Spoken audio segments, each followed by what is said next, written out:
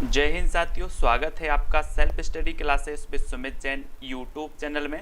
दोस्तों आज का वीडियो स्टार्ट हो चुका है तो सभी लोग लाइव आ जाएंगे। और कल हमने पढ़ा था दोस्तों हिंदी साहित्य के स्रोत, है ना। हिंदी साहित्य के जो इतिहास ग्रंथ लिखे गए उनके स्रोत पढ़ रहे थे कि ये हिंदी साहित्य के जो इतिहास ग्रंथ लिखे गए हैं इनका जो स्रोत हैं आखिर ये किस आधार पर ये स्रोत लिखे गए, ये ग्रंथ लिखे गए। चाहे दोस्तों आप गारसादा तासी जी को ले लें, चाहे ग्रियर्सन जी को ले लें, चाहे मिश्र बंधु या आचार्य रामचंद्र शुक्ल जी को ले लें, इन्होंने हिंदी साहित्य के इतिहास ग्रंथ लिखे हैं।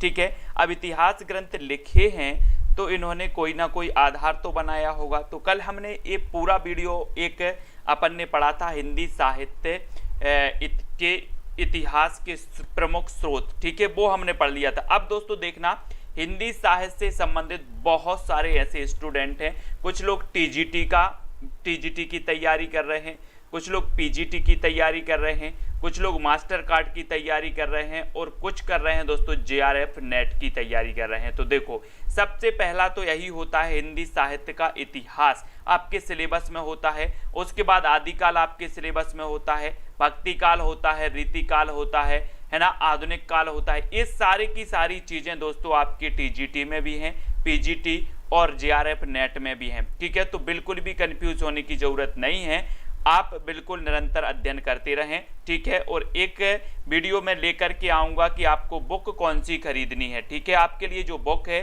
वो सबसे अच्छी बुक कौन सी हो जाएगी, मैंने कई बार भी आपको बताया है, लेकिन एक बुक स्पेशल एक वीडियो आपके लिए लाऊंगा जिसमें आपको केवल बताऊंगा कि बुक कौन सी अच्छी है आपके लिए। ठीक है, तो सभी लोग वीडियो को लाइक जरूर कर देंगे, सभी लोगों के लिए दोस्तों शेयर भी करना है ना। और जो भी साथी ज्वाइन मेंबर बनना चाहते हैं वो ज्वाइन मेंबर आप बन सकते हैं, जहां पर आपको दोस्तों बिल्कुल पीडीएफ आपको मिलेगी, जो भी मैं पढ़ाऊंगा उसकी पीडीएफ आपको मिलेगी। ठीक है, और वहां पर आपको ज्वाइन क्लास भी मिलेगी जो मैं स्पेशल चालू करने वाला हूं, जिसमें आपको बिल्कुल शुरुआत से मैंने कल वीडियो में आपको बताया था कि कैसे हम स्पेशल वीडियो शुरुआत करेंगे। ठीक है, तो आज दोस्तों ये घटना चक्र की बुक है जहां से आज हम पढ़ रहे हैं। घटना चक्र की बुक में बहुत ही बढ़िया दिया है, आप घटना चक्र की बुक भी खरीद सकते हैं। ठीक है, तो देखें, पूरा आपको पढ़ना है हिंदी साहित्य का इतिहास में। आज आपका जो पहला प्रश्न है कि हिंदी साहित्य के इतिहास लेखन की परंपरा का सूत्रपात किसने किया। आपको एक प्रश्न दिख रहा होगा, इसका उत्तर आपको कमेंट में लिखना है। ठीक है, तो सभी लोग कमेंट में लिखेंगे हिंदी साहित्य के इतिहास लेखन की परंपरा का सूत्रपात किसने किया है। परंपरा का सूत्रपात आपको बताना है दोस्तों, तो किसने कर दिया, जॉर्ज ग्रियर्सन साहब ने कर दिया है, गारसादा तासी ने किया, रामचंद्र शुक्ल जी ने, या फिर मिश्र बंधु ने। ये चार विकल्प हमें मौजूद हैं यहाँ पर, और चार में से एक चयन करना होता है जब, तो आपको पता होगा। और ये टीजीटी परीक्षा में पूछा गया प्रश्न है और आपने बिल्कुल सही आंसर दिया है कि सर ये हिंदी साहित्य के इतिहास लेखन की जो परंपरा का सूत्रपात किया है वो किया है गारसादा तासी ने किया है, यानी कि आपका विकल्प नंबर जो बी है वो बिल्कुल सही है। ठीक है, बी नंबर आपका बिल्कुल सही हो जाएगा। अब इनके बारे में कुछ हमें पढ़ना है दोस्तों। हिंदी साहित्य के इतिहास लेखन की परंपरा का सूत्रपात किसने किया, तो ये किया गारसादा तासी ने। ठीक है, और ये किस भाषा में इन्होंने किया, तो ये फ्रेंच भाषा में इन्होंने किया। ठीक है, 2 पॉइंट आपका हो गया। सबसे पहला पॉइंट हो गया कि हिंदी साहित्य के इतिहास लेखन की परंपरा का सूत्रपात किया गारसादा तासी ने। ठीक है, किस भाषा में किया, फ्रेंच भाषा में किया। ठीक है, इनका जो ग्रंथ था वो कौन सा था, इस्तबार दा लिटरेचर हिंदुस्तानी। ठीक है, ये इनका ग्रंथ था।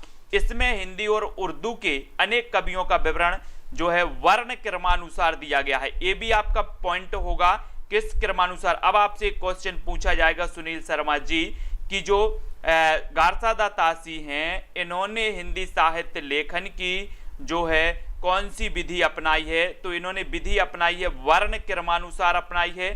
ठीक है, और इसका प्रथम जो भाग है वो सन 1839 में तथा द्वितीय भाग 1847 में प्रकाशित हुआ था। तो ये चीज भी आपको याद रखनी है। तो गारसादा तासी के बारे में इतनी चीजें आपको याद रखनी है, यहां से बाहर कोई प्रश्न ना टीजीटी में आएगा ना पीजीटी में आएगा। ठीक है, क्या याद रखोगे कि हिंदी साहित्य की लेखन परंपरा का सूत्रपात गारसादा तासी ने किया, फ्रेंच भाषा में किया, इनका जो ग्रंथ है इस्तबार द लिटरेचर हिंदुस्तानी ग्रंथ है, ठीक है, ये भी आपको याद रख लेना है। और इसमें हिंदी और उर्दू के कवियों का विवरण वर्ण क्रमानुसार दिया गया है। इसका प्रथम भाग जो है 1839 में और द्वितीय भाग 1847 में प्रकाशित हुआ था। इतनी चीज आपने नोट्स कर ली होगी, अगर नहीं नोट्स की है तो आप जरूर कर लें, ठीक है। अब एक चीज और आपको याद रख लेना है कि सन 1888 में एशियाटिक सोसाइटी ऑफ बंगाल की पत्रिका के विशेषांक के रूप में जॉर्ज ग्रियर्सन द्वारा रचित the modern vernacular literature of Hindustan का प्रकाशन हुआ, जो नाम से इतिहास ना होते हुए भी सच्चे अर्थ में हिंदी साहित्य का पहला इतिहास कहा जाता है। अगर आपसे कभी पूछा जाए कि सच्चे अर्थ में हिंदी साहित्य का पहला इतिहास कहा जाता है तो किसे कहा जाता है? The modern vernacular literature of Hindustan को। इसका प्रकाशन कब हुआ? 1888 में हुआ। किसके विशेषांक में हुआ? तो एशियाटिक सोसाइटी ऑफ बंगाल की पत्रिका के विशेषांक में हुआ, ठीक है। आपसे यहां से बहुत सारे क्वेश्चन बनेंगे फतेह सिंह जी, आपसे पूछा जाएगा कि modern vernacular literature of Hindustan का प्रकाशन कब हुआ? 1888 में हुआ, ठीक है। इसके रचयिता कौन है? जॉर्ज ग्रियर्सन है, ठीक है। और दोस्तों हिंदी साहित्य का सच्चे अर्थों में जो पहला इतिहास कहा जा सकता है तो वो कहा जा सकता है the modern vernacular literature of Hindustan में। और सबसे पहले काल विभाजन का प्रयास भी किसमें किया गया? The modern vernacular literature of Hindustan में, ठीक है। इसको सभी लोग याद करेंगे, सभी लोग वीडियो को लाइक कर देंगे। हिंदी साहित्य के इतिहास लेखन का सर्वप्रथम प्रयास किसने किया? ये चीज आपको बतानी है। सर्वप्रथम प्रयास किसने किया? सर्वप्रथम प्रयास आचार्य रामचंद्र शुक्ल जी ने किया, ग्रियर्सन जी ने किया, गारसा दातासी या फिर हजारी प्रसाद द्विवेदी ने? ये चीज आपको बतानी है, तो जल्दी से उत्तर में बताएं। हमने पहले भी पढ़ लिया है इसका आंसर और इसका उत्तर भी आपको बताना है कि हिंदी साहित्य के इतिहास लेखन का सर्वप्रथम प्रयास किसने किया। तब आपका बिल्कुल सही आंसर क्या हो जाएगा? उत्तर आपका होगा दोस्तों, क्या होगा? इसका उत्तर आपने बिल्कुल सही बताया, गारसा दा तासी ने। गारसा दा तासी यानी कि सी नंबर आपका बिल्कुल सही हो जाएगा, ठीक है। फिर अगला क्वेश्चन आपको बताना है हिंदी साहित्य के इतिहास लेखन सर्वप्रथम किस भाषा में हुआ? हिंदी साहित्य के इतिहास का लेखन सर्वप्रथम किस भाषा में हुआ? प्रश्न क्रमांक 3। अब देखो इतनी चीजें हमने पढ़ ली, पहले ही हम पढ़ चुके हैं कि हिंदी साहित्य का सर्वप्रथम जो प्रयास किया गारसा दा तासी ने किया, है ना। विस्तृत में हमने सब कुछ पढ़ लिया, यानी कि इतनी चीज जो हमने पढ़ी है गारसा दा तासी के बारे में, एग्जाम कोई भी हो इसके बाहर क्वेश्चन नहीं जाएगा दोस्तों, है ना। और हिंदी साहित्य के इतिहास का लेखन सर्वप्रथम किस भाषा में हुआ? तो आपने बिल्कुल सही उत्तर बताया है कमला जी, फ्रेंच भाषा में, यानी कि जो बी नंबर है आपका ये बिल्कुल सही हो जाएगा, बी नंबर, ठीक है। बी नंबर आपका बिल्कुल सही है। और हिंदी साहित्य का इतिहास लिखने वाले प्रथम लेखक का नाम क्या है? प्रथम लेखक का नाम, कई प्रकार से ये प्रश्न पूछे जाते हैं, ठीक है, आपको बताना है। प्रश्न क्रमांक 4 में हिंदी साहित्य का इतिहास लिखने वाले प्रथम लेखक कौन से हैं? और ये दोस्तों बुक जो है ये घटना चक्र की बुक है, बहुत ही बढ़िया बुक है। इस बुक को भी आप खरीद सकते हैं। इसमें विस्तृत आपका जो प्रश्न है उसकी व्याख्या सहित उत्तर दिया है, तो ये बुक भी आप खरीद सकते हैं। हिंदी साहित्य का इतिहास लिखने वाले प्रथम लेखक का नाम क्या है? तो आपने बिल्कुल सही बताया, फिर से गारसा दा तासी। यानी कि यहां पर क्वेश्चन के प्रकार दिए हैं, उत्तर तो आपका एक ही है गारसा दा तासी, लेकिन इसके प्रकार अलग अलग दिए हैं। प्रश्न कई प्रकार से पूछा जाता है, उत्तर आपको एक ही लगाना है, ठीक है। फिर इसके बाद अगला जो अपना प्रश्न आता है दोस्तों उसको भी देख लेते हैं हम।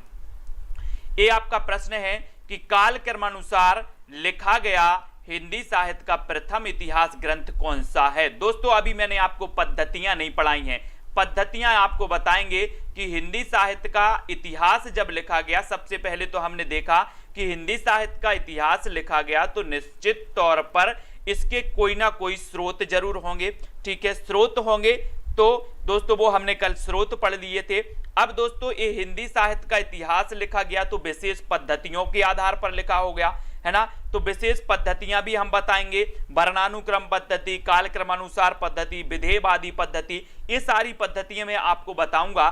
फिलहाल यहां पर आपसे पूछा गया कि कालक्रमानुसार लिखा गया हिंदी साहित्य का प्रथम इतिहास ग्रंथ कौन सा था, तो आपको बताना है और आपने चयन भी किया है प्रश्न क्रमांक 5 में। बोले सर इसका उत्तर होगा the modern vernacular literature of Hindustan, है ना। काल क्रमानुसार लिखा गया यानी कि सबसे पहले काल विभाजन का जो प्रयास किया है वो किसमें किया गया, काल विभाजन का प्रयास the modern vernacular literature of Hindustan में ही किया गया है। अगर इस प्रकार से कोई क्वेश्चन आपके एग्जाम में आता है कि काल क्रमानुसार लिखा गया हिंदी का प्रथम इतिहास ग्रंथ कौन सा है, तो आप बता देना the modern vernacular literature of Hindustan, ठीक है। इसको आपको याद करना है, ठीक है, ये चीज आपने पढ़ी भी है। अब आपको अगला क्वेश्चन आपको बताना है दोस्तों, इस्तबारदा लित्युत्तर हिंदुस्तानी नामक हिंदी साहित्य के इतिहास ग्रंथ के लेखक का नाम बताइए। देखो प्रश्न कई बार देखो ये पीजीटी एग्जाम में पूछा गया है, ये जो घटना चक्र में है ये पूछे प्रश्न आपको बताता है और उसका विवरण और व्याख्या सहित आपको बताता है। तो ये बुक भी बड़ी अच्छी है आपके लिए, एक बार जो भी हमारे नए साथी हैं वो इस बुक को खरीद कर एक बार अच्छे से प्रयास कर सकते हैं, बढ़िया है, ठीक है। और इस्तबारदा लित्युत्तर हिंदुस्तानी नामक हिंदी साहित्य के इतिहास ग्रंथ का लेखक का नाम हमें बताना है। क्वेश्चन देखो एक ही क्वेश्चन है और कई तरीके से आपका अलग अलग एग्जाम में पूछा गया है। तब आपने बताया कि सर इसका उत्तर भी गार सादा तासी ही होगा, यानी कि आपका ए नंबर जो है वो बिल्कुल सही हो जाएगा, ठीक है। वेरी गुड, बहुत बढ़िया आंसर सभी लोगों ने बताया है। फिर अगला क्वेश्चन आपको बताना है कि हिंदी साहित्य का पहला इतिहास लिखा गया था। तो पहला इतिहास देखो ये भी कई प्रकार से क्वेश्चन पूछा गया, अभी हमने इस ऐसे ही क्वेश्चन पहले भी पढ़ा। ये दूसरा टीजीटी एग्जाम 2001 में पूछा गया क्वेश्चन है कि हिंदी साहित्य का पहला इतिहास लिखा गया था तो किस भाषा में लिखा गया था। ममता चौहान जी हमारी ज्वाइंट मेंबर हैं और जो भी साथी ज्वाइंट मेंबर बनना चाहते हैं चैनल के वो ज्वाइंट मेंबर जरूर बने, ठीक है। बहुत बढ़िया, यस जी ने पढ़ी है इस बुक को और बहुत अच्छी बुक है, आप भी देख सकते हैं। और आपने बिल्कुल सही आंसर बताया, फ्रेंच भाषा में। किस भाषा में लिखा गया, फ्रेंच भाषा में लिखा गया, ठीक है। अब हिंदी का प्रथम व्याकरण लिखने वाले विद्वान कौन से हैं दोस्तों, यानी कि प्रश्न क्रमांक 8 है और 8 में हमें उत्तर भी बताना है। यहां पर प्रश्नों के प्रकार दिए हैं कि एक ही प्रश्न जिसका उत्तर एक ही होता है वो कितने प्रकार से पूछा जा सकता है, वो चीज यहां पर हमने समझ ली है, ये चीज सभी को याद रख लेना है, ठीक है। अब यहां पर आपको हिंदी का प्रथम व्याकरण ग्रंथ व्याकरण लिखने वाले जो विद्वान हैं वो कौन है, जोशुआ केटलर हैं, किशोरीदास वाजपेयी हैं, जॉर्ज ग्रियर्सन या फिर कामता प्रसाद गुरु हैं, ठीक है। हिंदी साहित्य की घटना चक्र की बुक है, इसको आप खरीद सकते हैं, है ना। अब हिंदी का प्रथम व्याकरण लिखने वाले विद्वान कौन है ये आपको बताना है। व्याकरण, हिंदी का प्रथम व्याकरण तो किसने लिखा है, प्रश्न क्रमांक 8 में बहुत बढ़िया आपने उत्तर बताया है कि जोशुआ केटलर हिंदी का प्रथम व्याकरण लिखने वाले विद्वान हैं, यानी कि आपका उत्तर जो हो जाएगा वो क्या हो जाएगा, 1 नंबर हो जाएगा, ठीक है। इसका जो विस्तृत अध्ययन दिया है उसको भी हम देख लेते हैं कि हिंदी का प्रथम व्याकरण लिखने वाले विद्वान जोहन जोशुआ केटलर हैं, है ना। और ये डच यानी कि पुर्तगाल ईस्ट इंडिया कंपनी के राजदूत बनकर भारत आए थे और उन्होंने अपने देशवासियों को भारत में व्यावसायिक सुविधा की दृष्टि से हिंदी का सामान्य ज्ञान कराने के लिए व्याकरण की पुस्तक हिंदुस्तानी ग्रामर में लिखी थी। कौन सी ग्रामर में लिखी थी, हिंदुस्तानी ग्रामर में लिखी थी, जो 1775 के आसपास प्रकाशित हुई थी।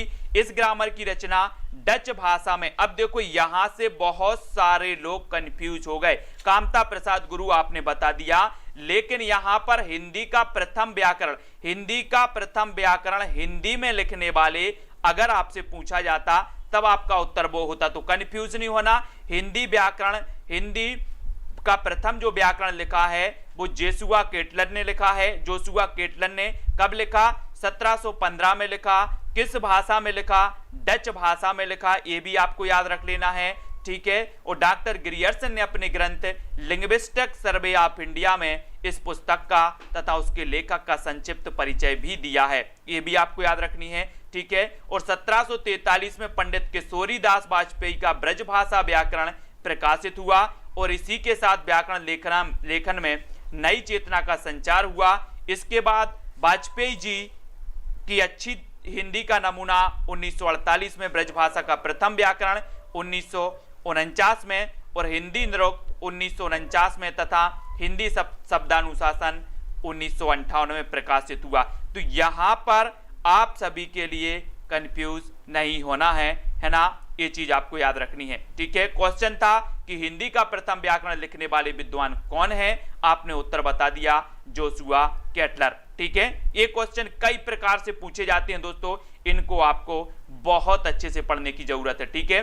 अब आपसे पूछा जाता है हिंदी साहित्य के इतिहास को व्यवस्थित रूप देने का श्रेय किसको है, व्यवस्थित रूप देने को, यानी कि एक क्वेश्चन वो है दोस्तों जो आपकी टीजीटी, पीजीटी आदि एग्जामों में पूछे गए क्वेश्चन है और बहुत ही बढ़िया क्वेश्चन है। चलिए तो अगले प्रश्न का उत्तर सभी लोग बताएंगे कि हिंदी साहित्य के इतिहास को व्यवस्थित रूप देने का श्रेय किसको है, यानी कि 9 नंबर प्रश्न का आपका उत्तर है नमन सोलंकी जी।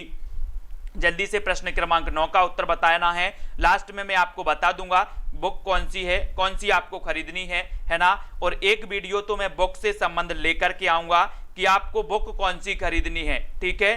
तो एक बुक बुक का वीडियो में लाऊंगा, कौन कौन सी हिंदी साहित्य के लिए सबसे अच्छी बुक रहेंगी जिसका अध्ययन आप कर सकते हो, ठीक है। हिंदी साहित्य के इतिहास को व्यवस्थित रूप देने का श्रेय किसको है, ये चीज हमें चयन करनी है। और ये है आपका व्यवस्थित रूप देने का, हिंदी साहित्य के इतिहास को व्यवस्थित रूप देने का जो श्रेय है वो श्रेय है रामचंद्र शुक्ल, है ना, रामचंद्र शुक्ल, यानी कि आपका बी नंबर बिल्कुल सही हो जाएगा।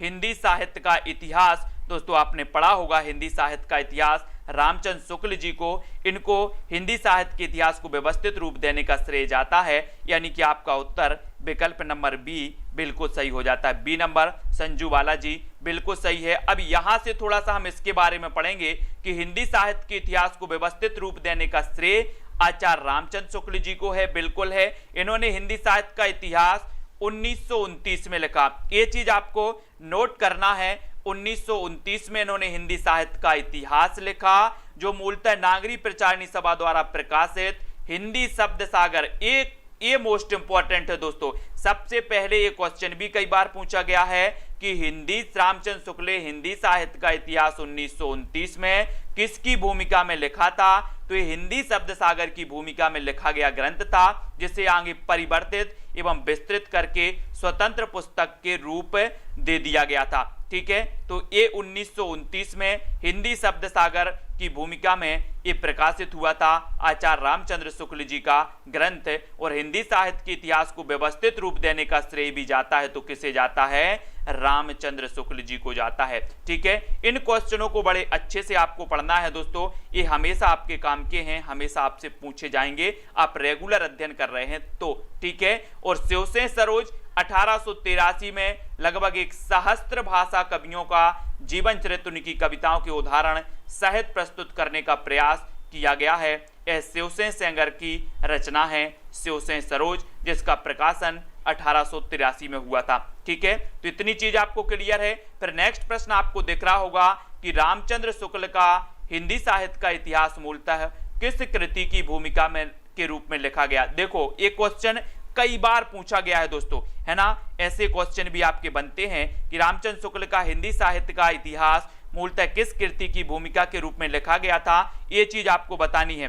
तो प्रश्न क्रमांक आपका 10 है, 10 का उत्तर बताना है दोस्तों। प्रश्न किस किस प्रकार से पूछे गए हैं इस पुस्तक में, ये चीज बताया गया है कि आप जो पढ़ रहे हैं हिंदी साहित्य का इतिहास, ये प्रश्न किस प्रकार से पूछे जाएंगे, है ना, कौन कौन टाइप से प्रश्न पूछे जाएंगे, वो आज हमें यहाँ पर देखने को मिल रहा है। और रामचंद्र शुक्ल का हिंदी साहित्य का इतिहास मूलतः किस कृति की भूमिका के रूप में लिखा गया था, तो ये लिखा गया था, अभी हमने पढ़ लिया कि सर ये 1929 में प्रकाशित हुआ था, है ना, और ये हिंदी शब्द सागर की भूमिका में लिखा गया। बिल्कुल सही बताया है अधिकांश लोगों ने, हिंदी शब्द सागर बिल्कुल सही है। मंजू वाला, हेमा जी, भावना, अनीता जी, लालदास जी, है ना, चंदन जी, बिल्कुल सही है, बी नंबर आपका। फिर अगला क्वेश्चन आपसे पूछा जाता है कि आचार्य रामचंद्र शुक्ल द्वारा हिंदी साहित्य का इतिहास का प्रकाशन वर्ष क्या है। देखो हमने पहले पढ़ लिया रामचंद्र शुक्ल के बारे में कि हिंदी साहित्य का एक व्यवस्थित इतिहास लिखा रामचंद्र शुक्ल जी ने, है ना। 1929 में इसका प्रकाशन हुआ। हिंदी शब्द सागर की भूमिका में ये लिखा गया। बाद में इसी को परिवर्तित करके एक पुस्तक का रूप दे दिया गया, व्यवस्थित रूप दे दिया गया, है ना। ये चीज तो हमने कर ली। अब 1929 में हिंदी साहित्य का प्रकाशन वर्ष, यानी कि आपका जो डी नंबर है वो बिल्कुल सही हो जाएगा। डी नंबर आपका सही हो जाएगा दोस्तों, ठीक है। डी जिन्होंने बताया उनका आंसर बिल्कुल सही है। और अगला फिर आपको क्वेश्चन बताना है कि इनमें से वह कौन सी रचना है, इनमें से वह कौन सी रचना है जिसे मूलतः हिंदी शब्द सागर की भूमिका के रूप में लिखा गया था, किंतु बाद में उसे स्वतंत्र ग्रंथ भी बना दिया गया। दोस्तों उसी क्वेश्चन को देखो, हमने गारसादा तासी जी का ग्रंथ देखा, सभी लोग वीडियो को लाइक जरूर कर देना, ठीक है। गारसादा तासी का ग्रंथ देखा, उसको अलग अलग प्रकार से प्रश्न पूछे गए अलग अलग एग्जामों में। उसी प्रकार से हिंदी साहित्य का जो इतिहास रामचंद्र शुक्ल जी ने लिखा है उसका भी अलग अलग प्रकार से, किस प्रकार से अलग अलग टाइप से क्वेश्चन पूछा जा रहा है। पूछा गया कि किंतु शब्द सागर की भूमिका में लिखा गया, किंतु बाद में उसे स्वतंत्र ग्रंथ बना दिया गया, तो वो कौन सा था। आपने बिल्कुल सही चयन किया कि सर रामचंद्र शुक्ल कृत हिंदी साहित्य का इतिहास है, यानी कि सी नंबर। बिल्कुल सरल वे में आपको समझाया जा रहा है। सबसे पहले आपको बता दिया जाता है कि ये चीज है, ये मैटर है, फिर आपसे उसी टाइप के प्रश्न पूछ लिए जाते हैं। तो सभी लोग तैयार रहें, वीडियो को लाइक और शेयर अवश्य करते रहें दोस्तों, है ना। और अच्छा लग रहा है तो अपने मित्रों तक भी आप बता सकते हैं कि सर की क्लास ज्वाइन आप कर सकते हैं। आंग्ल भाषा में लिखा गया हिंदी साहित्य का इतिहास, स्केच ऑफ हिंदी लिटरेचर के लेखक कौन है, यानी कि प्रश्न क्रमांक अपना 13 है और 13 का उत्तर हमें बताना है। सुनील शर्मा, मीना कुमारी जी, सुनील शर्मा हमारे ज्वाइन मेंबर हैं, ठीक है। तो ज्वाइन मेंबर बने दोस्तों, सभी लोग बने, जो रेगुलर अध्ययन कर रहे हैं वो ज्वाइन मेंबर जरूर बने, ठीक है। उनके लिए बहुत बढ़िया स्टडी मटेरियल, ट्रिक से भी आपको वीडियो मिल रहे हैं, विस्तृत भी आपको वीडियो मिल रहे हैं, विभिन्न प्रकार की पुस्तकों से भी आपको वीडियो मिल रहे हैं दोस्तों। तो आंग्ल भाषा में लिखा गया हिंदी साहित्य का इतिहास, स्केच ऑफ हिंदी लिटरेचर के लेखक कौन है। पादरी F.E. केई, पादरी एडिसन ग्रीव्स, गारसादा तासी या फिर जॉर्ज ग्रियर्सन, यानी कि प्रश्न क्रमांक 13 में आपको चयन करना है। पीजीटी परीक्षा 2000 में ये क्वेश्चन पूछा गया है और आपने बिल्कुल सही बताया है कि सर पादरी एडिसन, है ना, एडिसन ग्रीव्स द्वारा ये लिखा गया। आंग्ल भाषा में हिंदी साहित्य का इतिहास लिखा गया, है ना। ये भी आपको याद रख लेना, कौन सा, sketch of Hindi literature, sketch of Hindi literature. अब इसको याद रखेंगे, स्केच ऑफ हिंदी लिटरेचर, ये आंग्ल भाषा में लिखा गया हिंदी साहित्य का इतिहास है और पादरी एडिसन ग्रीव्स द्वारा ये लिखा गया, यानी बी नंबर आपने बिल्कुल सही चयन किया है। इसका थोड़ा सा हम जान लेते हैं कि आंग्ल भाषा में लिखा गया हिंदी साहित्य का इतिहास, स्केच ऑफ लिटरेचर के पादरी एडिसन ग्रीव्स हैं। पादरी F.E. केई द्वारा लिखित हिंदी साहित्य का इतिहास, a history of Hindi literature नाम से प्रकाशित हुआ। अब दोस्तों यहां जो कंफ्यूज करने वाली बातें थी वो दो ऑप्शन थे। दो ऑप्शन कौन से थे, एक तो पादरी F.E. केई थे और एक थे कौन, आपके पादरी एडिसन, ठीक है। इनमें से दो में से बहुत सारे लोग कंफ्यूज होके पादरी F.E. केई लगा आते, लेकिन अब यहां से आपको याद रख लेना है कि स्केच ऑफ दो लिटरेचर जो लिखा वो किसने लिखा, पादरी एडिसन ग्रीव्स साहब ने, और पादरी F.E. केई ने जो लिखा है a history of Hindi literature लिखा है। ये दो क्वेश्चन आपके हमेशा पूछे जाते हैं जो कंफ्यूजन आपको पैदा करते हैं, ठीक है। और वहीं जॉर्ज ग्रियर्सन की अगर बात करें तो the modern vernacular literature of Hindustan इन्होंने लिखा है, जो कि बहुत ही बढ़िया ग्रंथ है और एशियाटिक सोसाइटी ऑफ बंगाल की जो पत्रिका थी इसके विशेषांक में ये प्रकाशित किया गया था, ठीक है। सर्वप्रथम काल विभाजन का जो प्रयास किया गया वो इसी में किया गया, the modern vernacular of literature में, ठीक है। इसको सभी लोगों को समझ में आ रहा है तो जल्दी से लाइक करें। और ग्रियर्सन कृत the modern vernacular literature of Hindustan का हिंदी अनुवाद किसने किया, बहुत ही बढ़िया प्रश्न है। ग्रियर्सन कृत the modern vernacular literature of Hindustan का हिंदी अनुवाद किसने किया। दोस्तों मैं आपको बता रहा हूं कि यहां पर कोई क्वेश्चन आपका छूटने वाला नहीं है, बिल्कुल सरल वे में आपको बताया जा रहा है, ठीक है, बिल्कुल सरल वे में। यानी कि एक पॉइंट है, एक प्रश्न है, उसके कितने प्रकार से प्रश्न बनेंगे, कितने प्रश्न प्रकार से पूछे जाएंगे, वो सारी चीजें आपको बताई जा रही हैं, ठीक है। ग्रियर्सन कृत the modern vernacular literature of Hindustan का हिंदी अनुवाद किसने किया, ये चीज भी आपको बताना। हिंदी अनुवाद की बात हो रही है तो इसका सही आंसर बिल्कुल सही हो जाएगा, क्या हो जाएगा, डॉक्टर किशोरीलाल गुप्त ने। किसने किया है, डॉक्टर किशोरीलाल गुप्त ने किया है। बहुत बढ़िया आंसर। बहुत सारे लोगों ने बताया कि सर ग्रियर्सन कृत the modern vernacular literature of Hindustan का जो हिंदी अनुवाद किया वो किया है किशोरीलाल गुप्त ने, किशोरीलाल गुप्त ने। ये भी आपको याद रख लेना है। बोले सर ये मॉडर्न वर्नाकुलर लिटरेचर ये किशोरीलाल गुप्त ने कर दिया। एक नंबर आपका बिल्कुल सही होगा, ठीक है, एक नंबर। अब ग्रियर्सन द्वारा रचित the modern vernacular literature of Hindustan का हिंदी अनुवाद किशोरीलाल गुप्त ने। हिंदी साहित्य का इतिहास, अब ऐसा भी आपसे पूछा जाएगा दोस्तों, दूसरा क्वेश्चन आपसे पूछा जाएगा कि the modern vernacular literature of Hindustan का हिंदी अनुवाद डॉक्टर किशोरीलाल गुप्त ने किस नाम से किया। दूसरा क्वेश्चन आपका ऐसे ही बनेगा, किस नाम से किया, तो आप बता देना हिंदी साहित्य का इतिहास, हिंदी साहित्य का इतिहास नाम से किया है, ये भी याद रख लेना, ठीक है। अब यहां पर किशोरीलाल गुप्त के बारे में बहुत ही बढ़िया दिया है कि किशोरीलाल गुप्त का जन्म हुआ था 1916 में, भदोही उत्तर प्रदेश में इनका जन्म हुआ, ठीक है। ये पंडित थे, बहना पंडित विश्वनाथ प्रसाद मिश्र के प्रमुख शिष्यों में से एक थे। गुप्त जी को बिंद गौरव, गुप्त जी को क्या कहा जाता था, बिंद गौरव से सम्मानित किया गया। और गुप्त जी की कृति हिंदी साहित्य का प्रथम इतिहास, हिंदी साहित्य का प्रथम इतिहास हिंदी प्रचारक संस्थान वाराणसी से प्रकाशित हुई थी।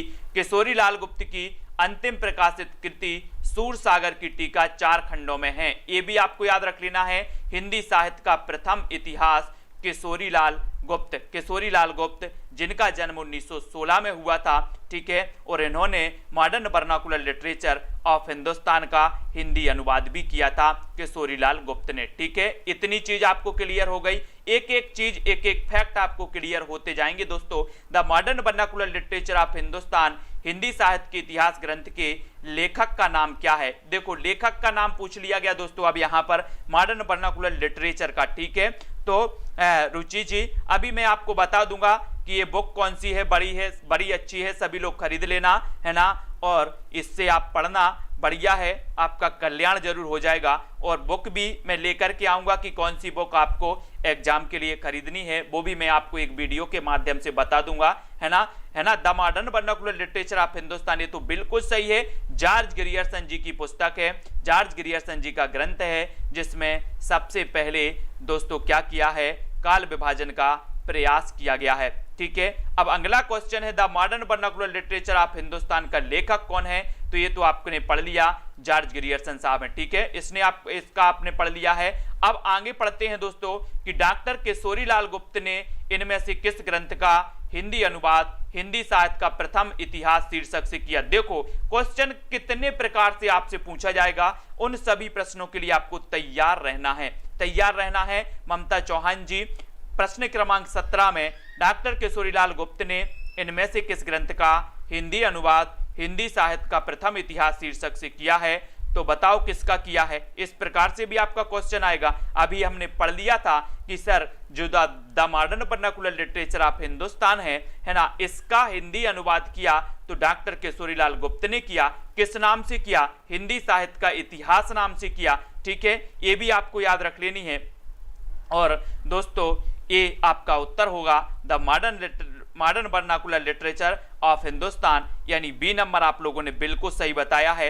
ऐसी चीज, ऐसी पद्धति दोस्तों हम पढ़ रहे हैं कि जिसने पहली बार भी पढ़ा होगा उसको भी बहुत अच्छे तरीके से समझ में आएगा, है ना, और जो साथी निरंतर पढ़ रहे हैं उनको तो समझ में आ ही गया होगा। अब आपको बताना है कि किस साहित्य इतिहास ग्रंथ को किशोरीलाल गुप्त ने हिंदी साहित्य का प्रथम इतिहास नाम से अनुवाद किया। देखो दोस्तों क्वेश्चन कितने तरीके से पूछे जाएंगे आपको यहां पता चलता है कि कितने तरीके से आपको क्वेश्चन, सभी के लिए हमें तैयार रहना है। तो यहां पर आपसे पूछा गया है तो जल्दी से बताओ, हिंदी किस साहित्य इतिहास ग्रंथ को किशोरीलाल गुप्त ने हिंदी साहित्य का प्रथम इतिहास नाम से अनुवाद करके प्रकाशित कराया? तो आपका उत्तर फिर से उत्तर होगा, बोले sir, the modern vernacular literature of Hindustan, यानी डी नंबर आपका यहां पर फिर सही हो जाएगा, है ना, डी नंबर आपका सही हो जाएगा। क्वेश्चन बहुत तरीके से यहां पर पूछे जा रहे हैं, अलग अलग एग्जामों में अलग अलग प्रकार से पूछे जा रहे हैं, ठीक है। किस लेखक के इतिहास ग्रंथ में सर्वप्रथम हिंदी साहित्य का काल विभाजन मिलता है? देखो कितनी सरल भाषा दी है दोस्तों, इतनी सरल भाषा और आराम से आपको बताया गया कि किस लेखक के इतिहास ग्रंथ में सर्वप्रथम हिंदी साहित्य का काल विभाजन मिलता है। सर्वप्रथम काल विभाजन शिवसेन सेंगर, महेश दत्त शुक्ल, मौलवी करीमुद्दीन, जॉर्ज ग्रियर्सन, तब आपका बिल्कुल सही आंसर होगा, बोले सर, जॉर्ज ग्रियर्सन के इतिहास ग्रंथ में सर्वप्रथम काल विभाजन मिलता है, यानी कि आपका उत्तर डी नंबर बिल्कुल सही हो जाएगा। डी नंबर आपका बिल्कुल सही है ना, डी जिन्होंने बताया उनका आंसर सही है। और यहां पर थोड़ा सा हम पढ़ लेते हैं कि हिंदी साहित्य के इतिहास का काल विभाजन करने वाले प्रथम इतिहासकार ग्रियर्सन साहब हैं और इन्होंने आदिकाल की अंतिम सीमा मानी है 1400 ईस्वी। अगर कभी पूछा जाए आपसे कि आदिकाल की अंतिम सीमा ग्रियर्सन ने कितनी मानी है, तो आप क्या बताओगे? क्या बताओगे? 1400 ईस्वी। क्या बताओगे? 1400 ईस्वी ग्रियर्सन ने आदिकाल की अंतिम सीमा मानी है। सबसे पहले काल विभाजन किया है ग्रियर्सन साहब ने, है ना। इतनी चीजें आपको याद रखनी है। फिर किस साहित्य इतिहास के लेखक ने काल विभाजन में कवियों के नाम का सर्वाधिक उपयोग किया है? देखो क्वेश्चन ऐसा भी पूछा जाएगा दोस्तों हर एक प्रकार से। अब आपको 20 का उत्तर बताना है, किस साहित्य इतिहास के लेखक ने काल विभाजन में कवियों के नाम का सर्वाधिक उपयोग किया है? हम पढ़ते हैं मिस्र, कौन सी पढ़ते हैं, कौन सी रचना पढ़ी हमने जिसमें सर्वाधिक कवियों के नाम उपयोग किए गए हैं? प्रश्न क्रमांक 20 का उत्तर, और 20 का बहुत सारे लोगों ने बताया, लेकिन उत्तर है आपका कौन सा दोस्तों? मिस्र बंधु। यहां पर गलत नहीं करना है दोस्तों, यहां पर गलत आपको नहीं करना है। किस साहित्य इतिहास के लेखक ने काल विभाजन में कवियों के जो है नाम के सर्वाधिक उपयोग किया है? हम क्या पढ़ते हैं कि मिस्र बंधु विनोद में, मिस्र बंधु विनोद जो रचना है दोस्तों, इसमें सर्वाधिक 5000 कवियों का उल्लेख मिलता है। कितने कवियों का उल्लेख मिलता है? 5000 कवियों का उल्लेख मिलता है। तो यहां कंफ्यूज नहीं होना है। हिंदी साहित्य इतिहास की परंपरा में मिस्र बंधुओं ने अपनी कृति मिस्र बंधु में लगभग 5000 कवियों को स्थान दिया, जिसे 8 से भी अधिक कालखंडों में विभक्त किया गया। इस प्रकार मिस्र बंधुओं ने काल विभाजन में सर्वाधिक कवियों का नाम उल्लेख किया है। ये चीज आपको याद रख लेना है, ठीक है। तो यहां कंफ्यूज नहीं होना है। सर्वाधिक कवियों का उल्लेख मिस्र बंधुओं ने किया है मिस्र बंधु विनोद में, ठीक है। ये चीज आपको, यहां कुछ लोग कंफ्यूज हो जाते हैं और उत्तर को गलत कर देते हैं, गलत नहीं करना है, ठीक है। अब अगला आपको बताना है, मिस्र बंधु विनोद नामक हिंदी साहित्य के इतिहास लेखकों के नाम बताना है। या ये क्वेश्चन बहुत ही इंपॉर्टेंट है दोस्तों, ये क्वेश्चन हमेशा पूछा जाता है। आपसे पूछा जाता है कि निम्न में से बताइए मिस्र बंधु जो मिस्र बंधु थे, मिस्र बंधु कितने भाई थे? 3 भाई थे। आपने कई बार पढ़ा है कि जो मिस्र बंधु थे ये 3 भाई थे। इन तीनों भाई के नाम आपको याद होनी चाहिए। तो 4 विकल्प हैं, 4 में से आप देखो कौन सा आपको सही लगता है। श्याम बिहारी मिश्र, सुखदेव बिहारी मिश्र, राम बिहारी मिश्र, गणेश बिहारी मिश्र, श्याम बिहारी, ये कौन से हैं दोस्तों? कौन सा विकल्प आपने चयन किया है? तो आपका राइट आंसर 21 में। और तो हमने क्या पढ़ा था?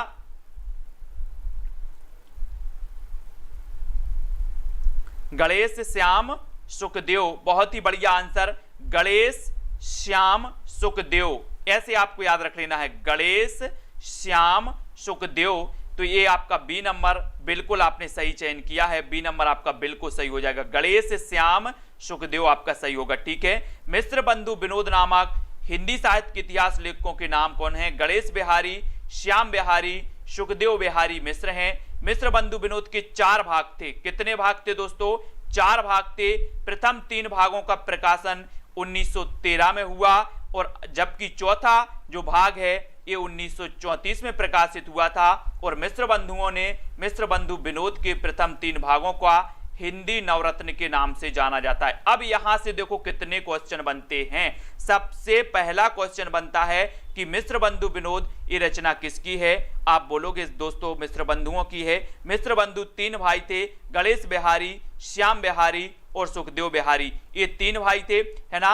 अब जो मिश्र बंधु विनोद है कितने भागों में प्रकाशित हुई? 4 भागों में प्रकाशित हुई। प्रथम 3 भाग कब प्रकाशित हुए? 1913 में, है ना। अंतिम भाग कब प्रकाशित हुआ? 1934 में। और मिश्र बंधु विनोद ने प्रथम 3 भागों को हिंदी नवरत्न कहा। क्या कहा? हिंदी नवरत्न कहा। तो इतनी चीजें आपको क्लियर हो जाती हैं यहां से, ठीक है। फिर आपसे मिश्र बंधु विनोद का चौथा भाग कब प्रकाशित हुआ, यानी 22 का ये क्वेश्चन आपसे पूछा जाता है। तो आपने 22 में बिल्कुल सही चयन किया कि सर 1934, यानी कि आपका 1 नंबर जो है वो बिल्कुल सही है। 1934 में ये प्रकाशित हुआ। प्रथम 3 भाग 1913 में और अंतिम जो भाग था, चौथा भाग था, 1934 में प्रकाशित हुआ था, ठीक है। तो सभी लोगों को समझ में आ रहा है कि नहीं आ रहा है? बहुत ही सरल वे में हम समझ रहे हैं, अच्छे तरीके से अपन समझ रहे हैं, पढ़ रहे हैं, बिल्कुल आराम से पढ़ रहे हैं, ठीक है। मिश्र बंधु विनोद कितने भागों में प्रकाशित हुआ? कितने भागों में प्रकाशित हुआ? अब ऐसा भी क्वेश्चन पूछा गया, हमने यहां पर विस्तृत पढ़ लिया। अब नीचे आपके किस प्रकार के क्वेश्चन इसके बारे में पूछे जाएंगे वो चीज यहां आपको बतानी है, ठीक है। तो मिश्र बंधु विनोद ये कितने भागों में प्रकाशित हुई, ये चीज आपको बतानी है। तो आपने बिल्कुल सही आंसर बताया है कि सर ये 4 भागों में प्रकाशित हुई। प्रथम 3 भाग दोस्तों कब प्रकाशित हुए? 1913 में और अंतिम चौथा भाग 1934 में प्रकाशित हुआ, ठीक है। तो इतनी मिश्र बंधु के नाम से आपको पता है और सबसे ज्यादा 5000 कवियों का उल्लेख इस मिश्र बंधु विनोद में मिलता है, ठीक है। यशरत्ती जी, मिश्र बंधुओं ने परिवर्तन काल की समय सीमा निर्धारित की है, तो बताएं जल्दी से परिवर्तन काल की समय सीमा क्या निर्धारित की है, यानी कि 24 का आंसर आपको बताना है। संवत 1890 से संवत 1925, ये 4 विकल्प हैं, 4 में से आपको परिवर्तन काल की समय सीमा बतानी है। क्या निर्धारित की है दोस्तों 24 में? सभी लोग लाइक जरूर कर देना एक बार, और जो भी साथी ज्वाइन मेंबर बनना चाहते हैं दोस्तों वो ज्वाइन मेंबर बन सकते हैं और ज्वाइन व्हाट्सएप ग्रुप में जुड़कर पीडीएफ स्टडी मटेरियल, ठीक है, और भी जो भी आपकी समस्याएं रहती हैं सभी के बारे में चर्चा की जाती है ना। और ज्वाइन वीडियो भी आपको मिलने लगेंगे। तो आपका उत्तर संवत 1890, यानी कि आपका जो 1 नंबर है वो बिल्कुल सही हो जाएगा। 1 नंबर आपका सही हो जाएगा। फिर आगे बढ़ते हैं, आगे देखें यहां पर कि मिश्र बंधुओं ने मिश्र बंधु विनोद में काल विभाजन का प्रयास किया। देखो क्या काल विभाजन किया गया दोस्तों, यहां पर एक एक चीज आपको क्लियर की जा रही है, कंफ्यूज नहीं होना, और आराम से अगर आपने पढ़ लिया है तो आपका कोई भी क्वेश्चन छूटेगा भी नहीं। प्रारंभिक काल इन्होंने कहा सबसे पहले 700 से 1400 विक्रम संवत के काल को इन्होंने प्रारंभिक काल नाम दिया। एक क्वेश्चन पूछा जाता है, ठीक है, आरंभिक काल नाम दिया। आरंभिक है दोस्तों यहां पर, है ना, आरंभिक, और प्रारंभिक तो गणपति चंद्रगुप्त ने, है ना। 700 से 1440 विक्रम तक। माध्यमिक काल कहा 1445 से 1680 विक्रम संवत तक।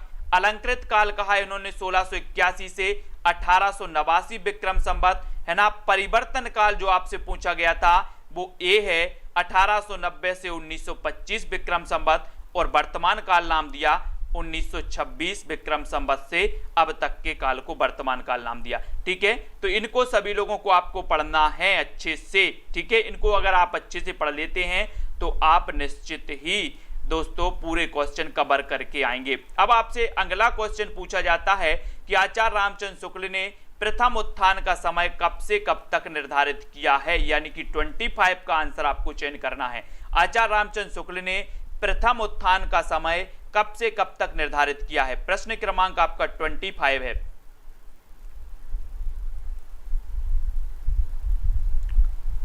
प्रश्न क्रमांक 25 में 1850 से 1885, 1857 से 1900, 1868 से 1893 और प्रथम उत्थान काल की अगर बात की जाती है आचार्य रामचंद्र शुक्ल की, तो इन्होंने 1868 से 1893 ईस्वी का जो काल है ये प्रथम उत्थान का समय निर्धारित किया है, यानी कि आपका जो सी नंबर है वो बिल्कुल सही है। 1868 से 1893 ईस्वी। सी नंबर आपका सही हो जाएगा। देखो यहाँ पर कैसे इन्होंने निर्धारित किया है दोस्तों। आचार्य शुक्ल ने प्रथम उत्थान काल 1868 से 1893 ईस्वी, है ना, संवत, और ये भी आपको याद रख लेनी है, ठीक है। 1925 से 1950 द्वितीय उत्थान काल 1893 से 1918, है ना, ईस्वी, सॉरी, ये 1893 से 1918 ईस्वी द्वितीय उत्थान काल है। और इसमें अगर संवत की बात करें, अगर संवत पूछा जाए तो 1868 से 1893 ईस्वी है और संवत 1925 से 50 है, ठीक है। इसी प्रकार द्वितीय उत्थान काल संवत 1950 से 1975, या फिर ईस्वी की बात करें तो 1893 से 1918, ठीक है। तय किया है भारतेंदु हरिश्चंद्र का प्रभाव भाषा और साहित्य दोनों पर गहरा पड़ा। उन्होंने जिस प्रकार हिंदी गद्य को परिमार्जित करके उसे बहुत ही सरल, मधुर और स्वच्छ रूप दिया, उसी प्रकार हिंदी साहित्य को भी नए मार्ग पर लाकर खड़ा कर दिया। ये भी आपको याद रख लेनी है।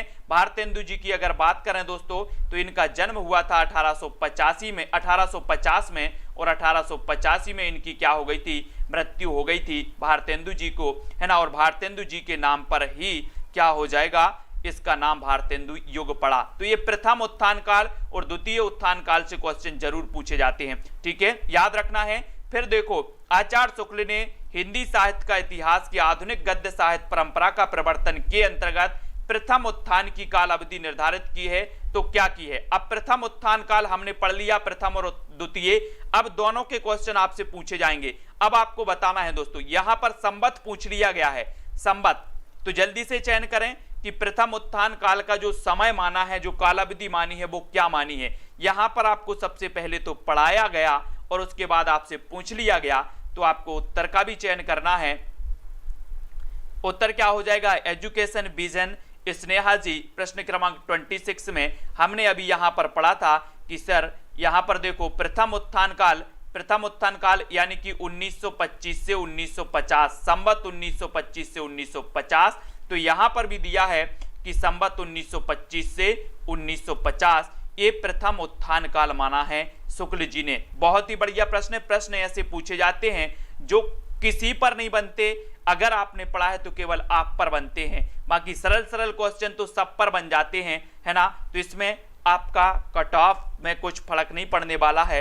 ऐसे क्वेश्चन पढ़ना है जो आपसे बने और किसी से ना बने, ठीक है, तब आपका सिलेक्शन होता है दोस्तों। और ऐसे क्वेश्चन अगर आप पढ़ रहे हैं जो सबसे बढ़ रहे हैं तो आप आगे नहीं बढ़ रहे हैं, वहीं के वहीं हैं, है ना।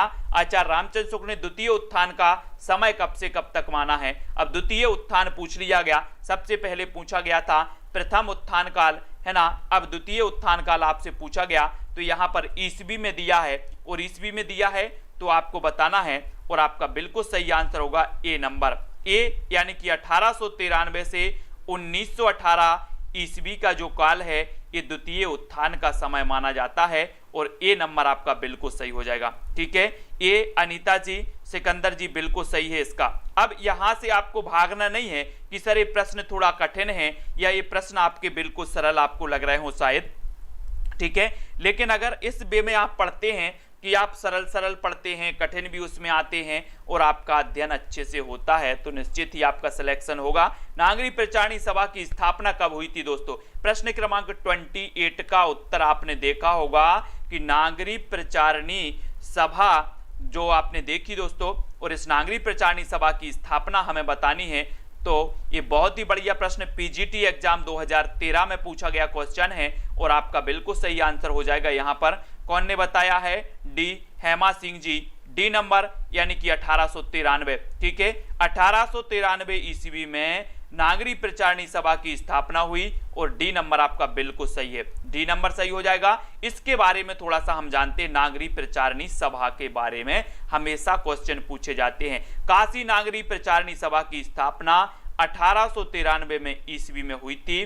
श्याम सुंदर दास जी ने की थी, किसने की थी, श्याम सुंदर दास ने। नागरिक प्रचारणी सभा हिंदी भाषा और साहित्य तथा देवनागरी लिपि की उन्नति की प्रचार और प्रसार करने वाली भारत की अग्रणी संस्था है, और हिंदी साहित्य के नियमन, नियंत्रण और संचालन में इसका महत्वपूर्ण स्थान है, ठीक है। और हिंदी शब्द सागर का प्रकाशन किया गया। इस शब्दकोश के लेखक भी कौन थे, श्याम सुंदर दास थे। तो ये चीज आपको याद रखनी है कि 1893 में इसका प्रकाशन हुआ था। इतनी चीजें आप लोगों ने याद रख ली हैं, ठीक है। और सभी लोग वीडियो को लाइक जरूर करते जाएंगे दोस्तों, है ना। वीडियो को शेयर भी करना है।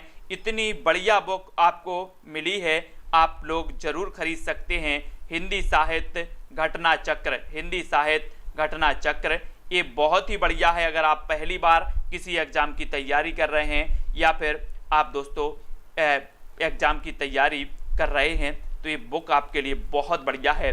काशी नागरी प्रचारणी सभा की स्थापना हुई थी तो कब हुई थी, एक एक क्वेश्चन आपको बताया गया, उसका फिर विवरण भी आपको दिया गया, है ना। तो आपको अच्छे से समझ में आता है। और काशी नागरी प्रचारणी सभा की स्थापना हुई थी 1895 में, 1893 में, 1898 में, 1890 में, यानी कि 29 का उत्तर आपको लिखना है। 29 का उत्तर लिखेंगे तो उत्तर क्या हो जाएगा। तो अभी आपने पढ़ लिया, बोले सर काशी नागरी प्रचारणी सभा की स्थापना 1893 में हुई थी, ठीक है। बी नंबर आपका बिल्कुल सही है। नागरी प्रचारणी सभा की स्थापना कब हुई थी, नागरी प्रचारणी सभा, देखो यहां काशी नागरी प्रचारणी सभा दिया गया और यहां पर दे दिया गया नागरी प्रचारणी सभा, तो यहां पर कंफ्यूज नहीं होना है, वही नागरी प्रचारणी सभा है। इस प्रकार से ये टीजीटी एग्जाम में पूछा गया क्वेश्चन है और ये पीजीटी एग्जाम में पूछा गया क्वेश्चन है, यानी कि अलग अलग प्रकार से क्वेश्चन पूछे जाते हैं जिनके लिए हमें तैयार रहना है। हिंदी शब्द सागर का प्रकाशन किस संस्था ने किया था, हिंदी शब्द सागर का प्रकाशन जो किया था वो किस संस्था ने किया था, ये चीज आपको याद रखनी है दोस्तों। यहां पर मैं आपको थोड़ा सा याद बताने वाला हूं कि यहां पर हमने क्या पढ़ा था कि हिंदी शब्दकोश, है ना, हिंदी शब्द सागर का जो प्रकाशन है किया गया और हिंदी शब्दकोश के लेखक कौन थे, श्याम सुंदर दास थे। हिंदी शब्दकोश के, है ना, शब्दकोश के, सॉरी शब्दकोश के लेखक श्याम सुंदर दास थे। लेकिन आपसे यहां से क्वेश्चन पूछा जाएगा, क्या पूछा गया कि हिंदी शब्द सागर का प्रकाशन किस संस्था ने किया, तो आप बता देना नागरी प्रचारणी सभा ने किया है, जिसकी स्थापना 1893 में हुई थी, ठीक है। और श्याम सुंदर दास की इसमें महत्वपूर्ण भूमिका थी, ठीक है। ये आपको याद रख लेना है, यानी बी नंबर आपका बिल्कुल सही हो जाएगा, ठीक है। नागरी प्रचारणी सभा के संस्थापकों में कौन नहीं थे, कौन नहीं थे बताना है दोस्तों, कौन नहीं थे। 32 का आंसर हमें चयन करना है। बाबू श्याम सुंदर दास नहीं थे, पंडित रामनारायण मिश्र नहीं थे, रामचंद्र वर्मा नहीं थे, ठाकुर शिव सिंह कुमार नहीं थे। बहुत ही बढ़िया क्वेश्चन है। नागरी प्रचारणी, काशी नागरी प्रचारणी सभा की स्थापना 1893 में हुई, जिसमें महत्वपूर्ण भूमिका श्याम सुंदर दास की थी, लेकिन और भी इसके संस्थापक सदस्य थे। उन सदस्य में से कौन नहीं थे, ये चीज आपको बताना है। CIC प्रवक्ता परीक्षा में ये क्वेश्चन पूछा गया। अब पूछा गया तो आपने उत्तर बिल्कुल सही बता रहे हैं। क्या बता रहे हैं, सी, यानी कि रामचंद्र वर्मा। ये रामचंद्र वर्मा जो थे ये नहीं थे, यानी कि सी नंबर। ठाकुर शिव कुमार सिंह ये थे, है ना। रामनारायण मिश्र थे, बाबू श्याम सुंदर दास थे, रामचंद्र वर्मा ये नहीं थे, यानी सी नंबर आपका बिल्कुल सही है। यहां पर देखो काशी नागरी प्रचारणी सभा के बारे में हम थोड़ा सा पढ़ लेते हैं कि इसकी स्थापना 16 जुलाई 1893 को वाराणसी में हुई थी, ठीक है। जिसकी स्थापना बाबू श्याम सुंदर दास, पंडित रामनारायण मिश्र, ठाकुर शिव कुमार सिंह जैसी प्रभृतियों का योगदान मुख्यतः इसमें था, ठीक है। लेकिन रामचंद्र वर्मा हिंदी के साहित्यकार एवं कोशकार रहे। ये हिंदी शब्द सागर के संपादक मंडल के प्रमुख सदस्य थे। हिंदी शब्द सागर की प्रकाशन किया था किसने, नागरी प्रचारणी सभा ने किया था। इस संपादक मंडल के सदस्य थे रामचंद्र वर्मा। ये के काशी नागरी प्रचारणी के संस्थापक सदस्य नहीं थे। इन्होंने आचार्य किशोरीलाल वाजपेयी के साथ मिलकर अच्छी हिंदी का आंदोलन चलाया और हिंदी का मानकीकरण हुआ। इन्होंने सन 1919 में महात्मा गांधी नामक पुस्तक भी लिखी। अगर आपसे कभी पूछा जाए कि 1919 में महात्मा गांधी नामक पुस्तक किसने लिखी, तो रामचंद्र वर्मा ने लिखी, जो कि हिंदी शब्द सागर संपादक मंडल के प्रमुख सदस्य थे, ठीक है। इसको याद रखेंगे। फोर्ट विलियम कॉलेज की स्थापना कब हुई, यानी कि प्रश्न क्रमांक 30। अब फोर्ट विलियम कॉलेज की बताना है। काशी नागरी प्रचारणी सभा के बारे में हमने बहुत सारी चीजें पढ़ ली, इसकी स्थापना पढ़ ली, उसके संस्थापक सदस्य पढ़ लिए, ठीक है। अब दोस्तों फोर्ट विलियम कॉलेज की स्थापना आपको बतानी है। 4 विकल्प हैं। लास्ट क्वेश्चन है, ये चैलेंज प्रश्न आपका है। आप लोगों को कमेंट में लिखना है, इसका उत्तर हम नहीं बताएंगे, है ना। तो सभी लोग जल्दी से बताएं, जो भी टीजीटी एग्जाम की तैयारी कर रहे हैं, पीजीटी की कर रहे हैं, है ना, नेट जेआरएफ की कर रहे हैं, और दोस्तों आरपीएससी आदि टेट एग्जाम की कर रहे हैं, वो सभी लोग दोस्तों वीडियो को लाइक जरूर कर देना और आप ज्वाइन मेंबर जरूर बन जाएं। ज्वाइन मेंबर अगर आप बनते हैं, रेगुलर आप अध्ययन करते हैं, तो दोस्तों आपको बहुत सारा यहाँ पर फायदा होने वाला है। जो भी पीडीएफ आदि स्टडी मटेरियल होता है वो आपको ज्वाइन मेंबर को ज्वाइन व्हाट्सएप ग्रुप में मिल जाता है, और वैसे आप टेलीग्राम ग्रुप में जुड़ सकते हैं। टेलीग्राम ग्रुप में आप जुड़ सकते हैं। आपको हिंदी साहित्य घटना चक्र करके ये पुस्तक है, हिंदी साहित्य घटना चक्र की ये पुस्तक है दोस्तों। आप मांगेंगे तो ये पुस्तक आपको मिल जाएगी, ठीक है। सभी लोग वीडियो को लाइक करें, शेयर करें। ऐसी ही बहुत सारी चीजें दोस्तों मैं आपको बताऊंगा, और भी बहुत सारी ऐसी बुक हैं जो आपके लिए उपयोगी हैं, ऐसी ऑथेंटिक बुक हैं जो आपको मैं बताऊंगा, है ना। एक बुक ये भी रखी है अपने सामने, हिंदी साहित्य का इतिहास, डॉक्टर विवेक शंकर जी की, इसके बारे में भी मैं आपको बताऊंगा। बहुत सारी बुक हैं जो अच्छी बुक हैं, है ना, उनके बारे में मैं आपको बताऊंगा, जो आपका सिलेक्शन करवाएंगी, जो आपके लिए दोस्तों पढ़ने में मजा आएगा, जिसमें बहुत ही सरल भाषा में दिया गया, आपको एक एक चीज बताएंगे, ठीक है। अब यहां पर अपन ने हिंदी साहित्य का इतिहास पढ़ा दोस्तों। अब हिंदी साहित्य का इतिहास जो पढ़ा है उसमें आपको ऐसा कुछ लगा है कि कोई कठिन प्रश्न ऐसा लगा हो, क्योंकि बिल्कुल सरल वे में अपन ने पढ़ा, बिल्कुल आसानी से आपने पढ़ा है, ठीक है। तो स्नेहा जी, education vision, Leena, Sunil Sharma ji join member है हमारे, ललित जिंदल जी हैं, ठीक है। ज्वाइन नहीं हो पा रहा है, व्हाट्सएप में आप संपर्क कर सकते हैं, नीचे व्हाट्सएप नंबर भी चल रहा है दोस्तों। व्हाट्सएप नंबर भी मैं आपको दे रहा हूं। जो ज्वाइन नहीं कर पा रहे हैं वो ज्वाइन करने के लिए 90 98 60 92 91 ये आपका है, ये आप दोस्तों जरूर पढ़ें, ठीक है। जो नेट जेआरएफ के लिए है, मैं बिल्कुल व्यवस्थित अध्ययन आपके लिए करवा रहा हूं दोस्तों, ज्वाइन मेंबर के लिए, जिसमें हम क्या करवा रहे हैं। सबसे पहले कल मैंने एक जो वीडियो आपको दिया था, एक वीडियो आपने कल वाला देखा होगा, उसमें बिल्कुल क्रमबद्ध तरीके से मैंने आपको ट्रिक भी बताई थी, ठीक है। और दोस्तों उसको हमने पढ़ा भी था, उसको पढ़ा था, क्रमबद्ध पढ़ा था, उसके सन भी आपको बताए थे, ठीक है। तो सभी लोग वीडियो को लाइक करें, शेयर करें, है ना। ये घटना चक्र की बुक है, आप जरूर खरीद सकते हैं इसको। यहाँ पर देखो, ये बुक का नमूना है इस प्रकार से, है ना। ये घटना चक्र की, इसको देख लो जरा, ये बुक है, हल प्रश्न पत्र, आप इसको खरीद सकते हैं, ठीक है। हिंदी साहित्य TGT, PGT, CIT grade, net, JRF exam के लिए बिल्कुल सही है ना। इसके लिए आप जरूर खरीदें, वीडियो को लाइक करें, बढ़िया बुक है, ठीक है, बहुत बढ़िया।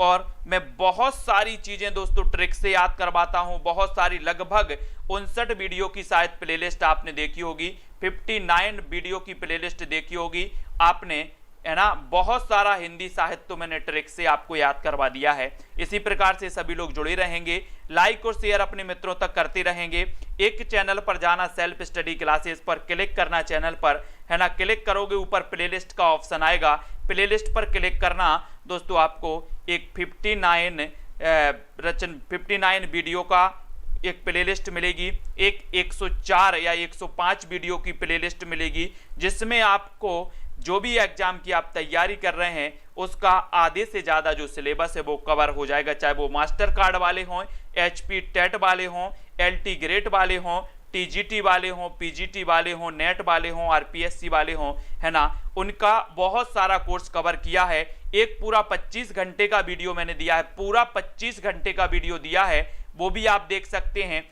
एक 10 घंटे का वीडियो भी है दोस्तों, मैंने बिल्कुल ट्रिक से बहुत अच्छे तरीके से बताया है, ठीक है। तो वीडियो को लाइक जरूर करें। स्नेहा जी ने 2000 प्रश्नों का वीडियो पूरा किया है, यानी कि 25 घंटे का वीडियो इन्होंने देख लिया है ना। और मैंने आपको नंबर दिया है, कौन सा नंबर है, 9098609291, ठीक है। आप रेगुलर अध्ययन कर रहे हैं तो ज्वाइन मेंबर बन जाइए। ज्वाइन मेंबर के 3 प्लान होते हैं दोस्तों। एक प्लान सिल्वर प्लान होता है, 59 रुपए आपको पे करना होता है। दूसरा गोल्ड प्लान होता है 159, तीसरा होता है दोस्तों आपका 299। इसमें कोई अंतर नहीं है कि आप कौन सा प्लान ले रहे हैं। आपको अगर लगता है कि सर के द्वारा बहुत अच्छी मेहनत आपके लिए किया जा रहा है, बहुत अच्छी चीजें आपको दी जा रही हैं, कहीं ना कहीं नई नई चीजें दी जा रही हैं, तो आप प्लान उसके अनुसार खरीद सकते हैं कि मुझे सपोर्ट करनी चाहिए। ठीक है, तो बहुत बढ़िया।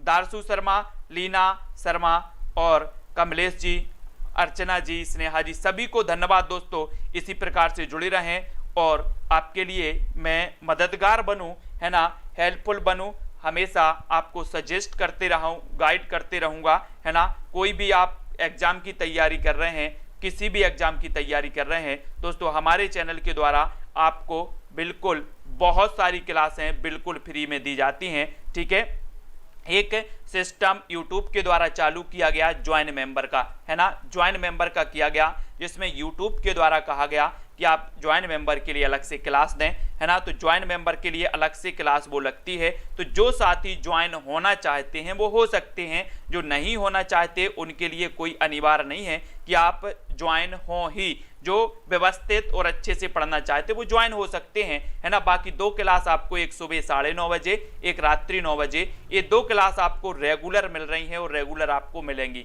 ठीक है, तो नंदिनी और बबलू जी, सुधा जी, रैना जी, मीना जी, जयप्रकाश जी, है ना, गोपाल जी, मीना, अर्चना जी, सभी को धन्यवाद। इसी प्रकार से गोपाल शाह जी जुड़े रहें, यश रत्ती जी, है ना, ममता जी। तो दोस्तों वीडियो कैसा लगा कमेंट के माध्यम से बताएं, शेयर करें, लाइक करें, है ना, और इसी प्रकार से जुड़े रहें अंत तक। आज के वीडियो के लिए बस इतना ही।